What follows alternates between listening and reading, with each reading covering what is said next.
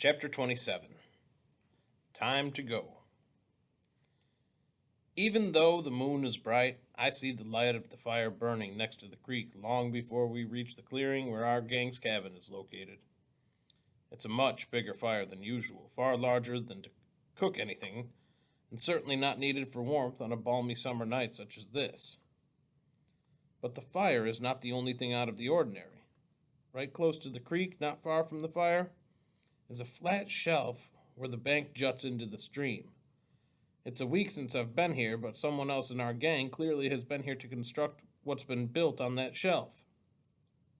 At first, I took it for a big mound of brush, but as we come closer, I can see it's way different from that. It's a rounded hut, sort of like a giant mushroom. Nice, isn't it? Little Coon says. 3 of us spent the last 4 days of making it. It's all covered up with blankets. Blankets I recognize from the stable. Horse blankets? Yep, Possum says. Long as we bring them back all clean and folded, Mr. Adams don't mind our borrowing them. Not that he gave us out-and-out permission, but he turned a blind eye, knowing how we'd be using them. Covering for the lodge. The blankets are folded back on the fireside of what Possum just called a lodge. I peer inside and see that the structure the blankets were laid over is made of peeled poles lashed together with stringy roots and brown twine. It's not big enough to be a hut for living in. A single deer antler, looking like a hand with curled fingers, rests just inside. There's a hole in the ground about the size and depth of a good-sized cooking pot, right in the center of the lodge. That's for the stones, Little Coon says, seeing where I'm looking. He gently grasps my shoulder. Don't go inside yet. I look at him in confusion, then at Possum. A third figure stands up from the other side of the fire. Deacon. He was sitting so motionless that I hadn't seen him. Never seen a lodge before? Deacon asks, his voice soft. I shake my head. Sit down here. I sit down close enough to the fire to feel its heat washing over me. It's a good feeling, peaceful. The fire smells different from any fire I've ever smelled before. I look closer at it and see that there are objects glowing red in the heart of the flames. It takes me a moment to recognize what they are. Stones, each of them more or less round and half the size of a man's head. They're so hot that they seem to be throbbing, like hearts starting to beat. Stones are alive, Deacon says. Fire just wakes them up more. Little Coon and Possum sit down next to me. They've stripped off their shirts and sneakers.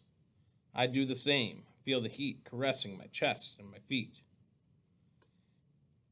Deacon was given this, taught to do it, by his granddad, Possum says. So, because he is carrying it, he can do this. Make a lodge, run a sweat. What is a sweat, I wonder? But I do not have to ask. Deacon begins to answer me before I've even finished that thought. Granddad Harjo, Deacon says. He told it to me this way.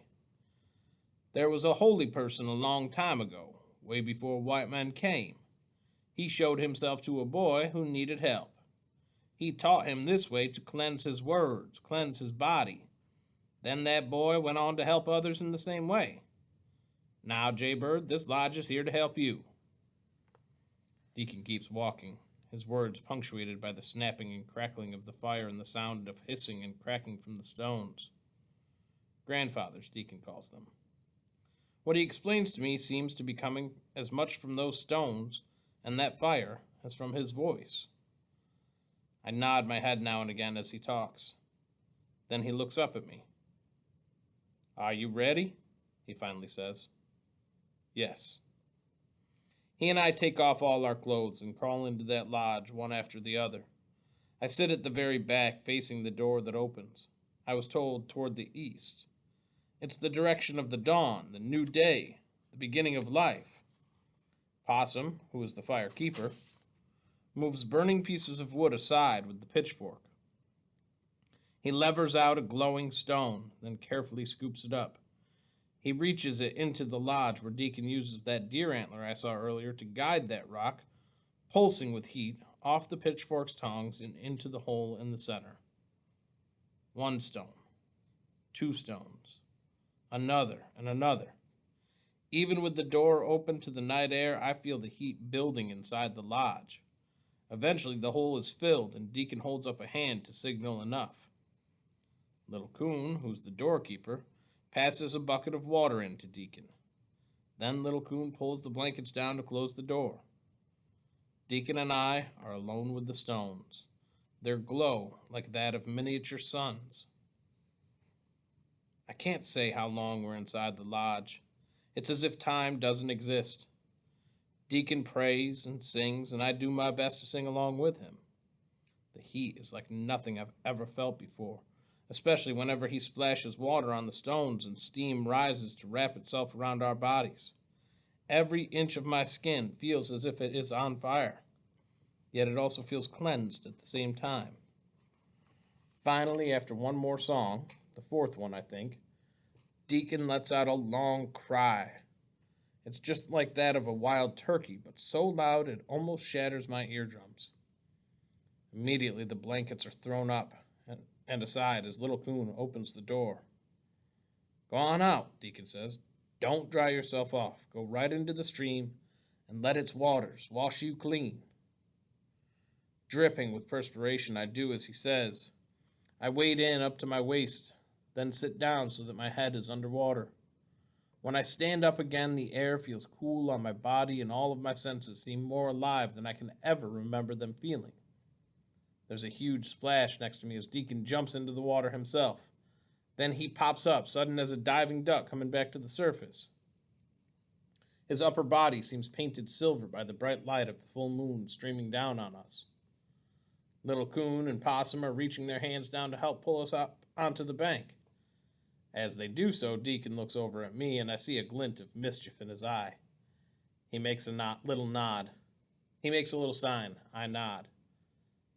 "Now," he says, as he grabs Little Coon's hand and yanks him into the creek at the exact moment I do the same with Possum.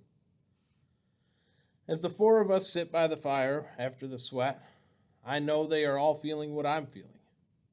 We're truly brothers. Whatever happens from here on in, we'll always be as close as kin. Deacon looks over at me. "Tell us about it," he says. I don't have to ask him what he means. I've never told anyone about my visions before, but being in the presence of friends who understand, who don't think such things are crazy, who even have names for the kind of seeing I've been experiencing, makes all the difference.